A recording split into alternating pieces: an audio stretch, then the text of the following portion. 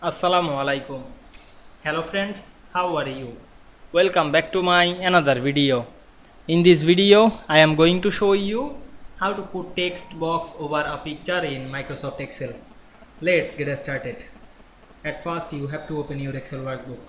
Then go to the insert menu, select the picture option, choose this device. Now I am select a picture from our file and click insert. Then research the image. Then go back insert menu again, select the text box, then draw a text box over the image, then click right button and paste any text, then select the text box and go to the shape format menu, choose the shape fill and make no fill.